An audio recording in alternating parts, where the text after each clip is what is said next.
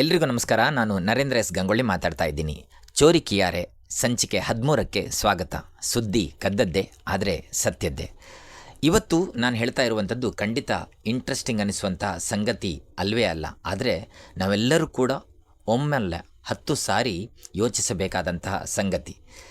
ನಿಮಗೆ ಗೊತ್ತಿರ್ಬೋದು, ಒಂದು 4-5 ದಿನಗಳ ಹಿಂದೆ ಒಂದು ದೊಡ್ಡ ಕ್ರೈಮ್ ಸುದ್ದಿ ಎಲ್ಲರನ್ನ ತಲ್ಲಣಗೊಳಿಸಿತ್ತು. ಕರ್ನಾಟಕ ರಾಜ್ಯದ ಗಂಗಾವತಿ ತಾಲೂಕಿನ ಈ ಕೊಪ್ಪಳ ಜಿಲ್ಲೆ ಗಂಗಾವತಿ ತಾಲೂಕಿನ ಹೊಸ ಅಯೋಧ್ಯೆ ಎನ್ನುವ ಹೆಸರಿನ ಗ್ರಾಮದಲ್ಲಿ ನಡೆದಂತಹ ಒಂದು ಘಟನೆ ಎಲ್ಲರನ್ನ ಮತ್ತೆ ಮತ್ತೆ ಯೋಚಿಸುವಂತೆ ಮಾಡಿತ್ತು.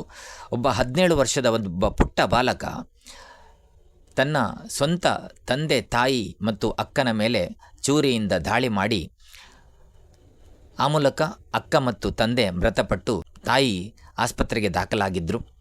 ಈ ಹುಡುಗನ ಕೂಡ ಆಮೇಲೆ ತಾನು ಕೂಡ ಆತ್ಮಹತ್ಯೆ ಮಾಡಿಕೊಳ್ಳಲಿಕ್ಕೆ ಪ್ರಯತ್ನಪಟ್ಟು ಆ ಹುಡುಗನನ್ನು ಕೂಡ ಆಸ್ಪತ್ರೆಗೆ ಸೇರಿಸಲಾಗಿತ್ತು. ಇದಕ್ಕೆಲ್ಲ ಕಾರಣ ಆಗಿದ್ದು ಆ ಹುಡುಗನಲ್ಲಿದ್ದ ಮೊಬೈಲ್ ಗೀಳು. ಆನ್ಲೈನ್ ಗೇಮ್ಸ್ನಲ್ಲಿ ನಿರಂತರವಾಗಿ ತೊಡಗಿಸಿಕೊಂಡಿರ್ತಿದ್ದ ಈತ ಅದರ ಬಗ್ಗೆ ಮನೆಯವರು ಆಕ್ಷೇಪಣೆ ತೆಗೆದಿದ್ದಕ್ಕೆ ಆತ ಅವರ ಮೇಲೆ ರೊಚ್ಚಿಗೆದ್ದು ಅವರನ್ನು ರಾತ್ರಿ ಹೊತ್ತಲ್ಲಿ ಕೊಲೆ ಮಾಡಿದ್ದಾನೆ ಅಂತೆಲ್ಲ ಆ ಸುದ್ದಿಯನ್ನು ಬಿಂಬಿಸಲಾಗಿತ್ತು. ಭಾಳಷ್ಟು ಜನ ಆ ಬಗ್ಗೆ ಸವಿವರವಾಗಿ ಬೇರೆ ಬೇರೆ ರೀತಿಗಳಲ್ಲಿ ಆ ವಿವರಗಳನ್ನು ತೆರೆದಿಟ್ಟರು, ಜಾಲತಾಣಗಳ ಮೂಲಕ ಹರಿಬಿಟ್ರು. ಮೊಬೈಲ್ ವ್ಯಸನದ ಬಗ್ಗೆ, ಗೀಳಿನ ಬಗ್ಗೆ, ಆನ್ಲೈನ್ ಹುಚ್ಚಿನ ಬಗ್ಗೆ ಎಲ್ಲ ಭಾಳ ದೊಡ್ಡ ಮಾತುಕತೆಗಳನ್ನು ಆಡಿದ್ರು, ಜನರನ್ನು ಎಚ್ಚರಿಸುವಂಥ ಕೆಲಸ ಮಾಡಿದ್ರು.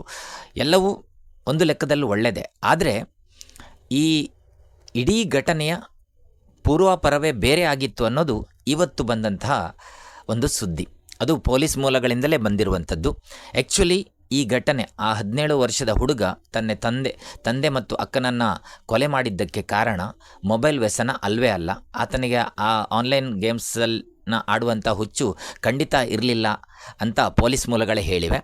ಏನಾಗಿತ್ತು ಅಂತಂದರೆ, ಹಾಗಾದರೆ ಕಾರಣ ಏನು ಅಂತ ಕೇಳಿದರೆ, ಆತನಿಗೆ ಇಷ್ಟ ಇಲ್ಲದ ಕೋರ್ಸನ್ನು ಅಭ್ಯಾಸ ಮಾಡುವಂತೆ ಆತನ ಮೇಲೆ ಪ್ರೆಷರ್ ಹಾಕಲಾಗಿತ್ತು. ಹಾಗಾಗಿ ಈ ಒಂದು ಶೈಕ್ಷಣಿಕ ವಿಷಯಕ್ಕೆ ಸಂಬಂಧಪಟ್ಟ ಒತ್ತಡದಿಂದ ಆತ ಆತ್ಮಹತ್ಯೆ ಮಾಡಿಕೊಂಡ ಅನ್ನಲಾಗ್ತಾ ಇದೆ. ಈ ಹುಡುಗ SLCಯಲ್ಲಿ 91% ಅಂಕ ತೆಗೆದಿದ್ದಾನಂತೆ. ಹಾಗೆ 91% ತೆಗೆದಾಗ ಮನೆಯವರು ಅವನಿಗೆ ಏನು ಬಯಾಲಜಿ ಕೋರ್ಸನ್ನು ತೆಗೆದುಕೊಳ್ಬೇಕಂತ ಆಸೆ ಇತ್ತು. ಆದರೆ ಮನೆಯವರು ಒತ್ತಾಯ ಮಾಡಿ ಆತನನ್ನು ಕಂಪ್ಯೂಟರ್ ಸೈನ್ಸ್ ಕೋರ್ಸನ್ನೇ ತೆಗೆದುಕೊಳ್ಳುವ ಹಾಗೆ ಬಲವಂತ ಮಾಡಿದರು. ಹಾಗಾಗಿ ತನಗೆ ಇಷ್ಟ ಇಲ್ಲದೇ ಇದ್ದರೂ ಕೂಡ ಬಯಾಲಜಿಯನ್ನು ಬಿಟ್ಟು ಕಂಪ್ಯೂಟರ್ ಸೈನ್ಸ್ ಕೋರ್ಸನ್ನು PUCಯಲ್ಲಿ ತೆಗೆದುಕೊಂಡಿದ್ದ. ಏನಾಗಿತ್ತು, ಈ ವಿಷಯವಾಗಿ ಅದರಲ್ಲೂ ಅಕ್ಕ ಸಾಕಷ್ಟು ಒತ್ತಡ ಹೇರಿದ್ಲಂತೆ ಇದೇ ಕೋರ್ಸನ್ನು ತಗೊಳ್ಬೇಕು ಅಂತ. ಆ ಪ್ರೆಷರ್ ಅನ್ನುವಂಥದ್ದು ಎಲ್ಲೋ ಒಂದು ಕಡೆ ಬಾಲಕನ ಮನಸ್ಸಿನಲ್ಲಿ ಒಂದು ದ್ವೇಷವಾಗಿ ಪರಿವರ್ತನೆ ಆಗಿತ್ತು. ಸೊ ರೀಸೆಂಟಾಗಿ ನಡೆದ ಒಂದು ಎಕ್ಸಾಮಲ್ಲಿ, ಆ ಕಂಪ್ಯೂಟರ್ ಸೈನ್ಸ್ ಪರೀಕ್ಷೆಯಲ್ಲಿ ಆತ ಕೇವಲ 40% ಅಥವಾ 43% ಈ ಥರ ಒಂದು ಅಂಕವನ್ನು, ಸಾಕಷ್ಟು ಕಡಿಮೆ ಅಂಕಗಳನ್ನು ಗಳಿಸಿದ್ದ. ಹಾಗಾಗಿ ಈ ವಿಷಯವನ್ನು ಮನೆಯಲ್ಲಿ ಹೇಳಿದರೆ ಎಲ್ಲೋ ಒಂದು ಕಡೆ ಬೈತಾರೆ, ಮತ್ತಷ್ಟು ಪ್ರೆಷರ್ ಹಾಕ್ತಾರೆ, ಕಷ್ಟಪಟ್ಟು ಓದಬೇಕು ಅನ್ನುವ ನೆಲೆಯಲ್ಲಿ ಆತನಿಗೆ ಮನಸ್ಸೊಳಗಡೆ ದ್ವೇಷ ಕುದೀತಾ ಇತ್ತು. ಹಾಗಾಗಿ ಏನು ಮಾಡಿದ್ದ ಅಂತಂದರೆ, ಜೂನ್ 6ರ ರಾತ್ರಿ ಊಟ ಮಾಡಿ ಮಲಗಿದ ನಂತರ ಮೊದಲು ಅಕ್ಕನನ್ನು ಚಾಕುವಿನಿಂದ ಕೊಲೆ ಮಾಡ್ತಾನೆ. ಅಕ್ಕ ಕೂಗಿದ್ದನ್ನು ಕೇಳಿ ಅಪ್ಪ ಅಮ್ಮ ಓಡಿ ಬರ್ತಾರೆ. ಅಪ್ಪ ಅಮ್ಮನ ಕುತ್ತಿಗೆಗೂ ಮೇಲೂ ನೇರವಾಗಿ ಅದೇ ಚಾಕುವಿನಿಂದ ಕತ್ತಲಲ್ಲಿ ದಾಳಿ ಮಾಡ್ತಾನೆ. ಆಮೇಲೆ ತನ್ನ ಕತ್ತಿಗೂ ಇರಿದುಕೊಂಡು ಕೂಡ ತಾನು ಕೂಡ ಆತ್ಮಹತ್ಯೆಗೆ ಪ್ರಯತ್ನ ಪಡ್ತಾನೆ. ಈ ಒಂದು ಹಂತದಲ್ಲಿ ಅಕ್ಕ ಮತ್ತು ಅಪ್ಪ ಸಾಯ್ತಾರೆ. ಅಮ್ಮ ಮತ್ತು ಅವನು ಆಸ್ಪತ್ರೆಯಲ್ಲಿ ಚಿಕಿತ್ಸೆ ಪಡಿತಾ ಇದ್ದಾರೆ. ಈ ನಡುವೆ ಅವನು ಹೇಳಿದ್ದಂಥದ್ದು ಹೀಗೆ: ಪ್ರತಿದಿನ ಇದೇ ಕೋರ್ಸಿನ ಬಗ್ಗೆ ಒತ್ತಾಯ ಮಾಡ್ತಾಯಿದ್ರು. ಅದೆಲ್ಲೋ ಒಂದು ಕಡೆ ನನಗೆ ತುಂಬ ಕಿರಿಕಿರಿ ಅನ್ನಿಸ್ತಾ ಇತ್ತು. ಹಾಗಾಗಿ ಒಂಥರ ದ್ವೇಷ ಭಾವನೆ ಶುರುವಾಯಿತು. ಮನೆಯಲ್ಲಿ ಯಾವಾಗಲೂ ನಾವು ಬಡವರು, ನಿಮ್ಮ ಮೇಲೆ ಸಾಕಷ್ಟು ಖರ್ಚು ಮಾಡ್ತಾ ಇದ್ದೀವಿ, ನಿನ್ನ ಓದಿನ ಬಗ್ಗೆ ನಿರೀಕ್ಷೆ ಇಟ್ಕೊಂಡಿದ್ದೀವಿ, ಆದರೆ ನೀನು ಅದು ಯಾವುದಕ್ಕೂ ಕಿಮ್ಮತ್ತು ಕೊಡ್ತಾ ಇಲ್ಲ ಅಂತೆಲ್ಲ ಪದೇ ಪದೇ ಮಾತಾಡ್ತಾ ಇದ್ರು. ಎಲ್ಲೋ ಒಂದು ಕಡೆ ನನ್ನ ಸಾಮರ್ಥ್ಯವನ್ನು ಹೀಗೆಳೆದು ಮಾತಾಡುವಾಗೆ ಅನ್ನಿಸ್ತಿತ್ತು. ಹಾಗಾಗಿ ಇದೇ ಕಾರಣಕ್ಕಾಗಿ ನಾನು ಕೊಲೆ ಮಾಡಿದೆ ಅನ್ನುವಂಥ ಒಂದು ಮಾಹಿತಿಯನ್ನು ಆತ ಪೊಲೀಸರಲ್ಲಿ ಬಿಚ್ಚಿಟ್ಟಿದ್ದಾನೆ. ಮತ್ತಷ್ಟು ಹೆಚ್ಚಿನ ಅಂಶಗಳು ಬಾಲಕ ಪೂರ್ಣ ಚೇತರಿಸಿಕೊಂಡ ನಂತರವೇ ಬರಬೇಕಾಗಿದೆ.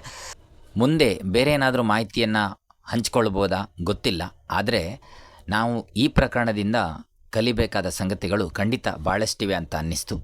ನಂಬರ್ 1, ಯಾವುದೇ ಸಂಗತಿ ಇರಲಿ, ಯಾವುದೇ ವಿಚಾರಗಳಿರಲಿ, ಎಲ್ಲಿಂದಲೇ ಬಂದಿರಲಿ, ಆ ಬಗ್ಗೆ ಒಂದಷ್ಟು ಪರಾಮರ್ಶನೆ ನಡೆಸಿಯೇ ನಾವು ಅವಲೋಕನವನ್ನು ಮಾಡಿ ಮುಂದುವರಿಯೋದು ಒಳ್ಳೆಯದು ಅಂತ ಅನಿಸುತ್ತೆ.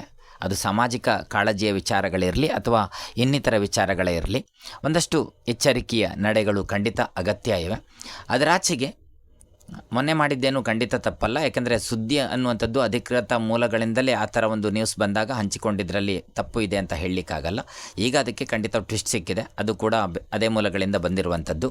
ಏನೇ ಇರಲಿ, ಶೈಕ್ಷಣಿಕ ಒತ್ತಡವನ್ನು ನಿಭಾಯಿಸುವುದನ್ನು ನಮ್ಮ ಇಡೀ ಸಮಾಜ ಕಲಿಯುವಂಥ ಅಗತ್ಯ ಬಹಳಷ್ಟು ಇದೆ ಅಂತ ನಾನು ಅಂದ್ಕೊಳ್ತೀನಿ. ಯಾವುದೇ ಒಂದು ಕೋರ್ಸ್ ಇರಲಿ, ಮತ್ತೊಂದಿರಲಿ, ಮಗದೊಂದಿರಲಿ, ಮಕ್ಕಳನ್ನು ಬಲವಂತವಾಗಿ ಸೇರಿಸಲಿಕ್ಕೆ ಖಂಡಿತ ಹೋಗಬಾರ್ದು. ಮಕ್ಕಳನ್ನು ಮೊದಲು ವಿಶ್ವಾಸಕ್ಕೆ ತೆಗೆದುಕೊಂಡು ಅವರನ್ನು ಕನ್ವಿನ್ಸ್ ಮಾಡಿದ ಬಳಿಕವಷ್ಟೇ ನಾವು ನಮ್ಮ ಆಯ್ಕೆಗಳನ್ನು ಅವರಿಗೆ ಕೊಡ್ಬೋದಾಗಿದೆ. ಆದರೆ ನಮ್ಮ ಆಯ್ಕೆಗಳನ್ನು ಯಾವತ್ತೂ ಮಕ್ಕಳ ಮೇಲೆ ಹೇರುವಂಥ ಪ್ರಯತ್ನಗಳನ್ನು ಖಂಡಿತ ಮಾಡಬಾರ್ದು ಅಂತ ನಾನು ಅಂದ್ಕೊಳ್ತೀನಿ.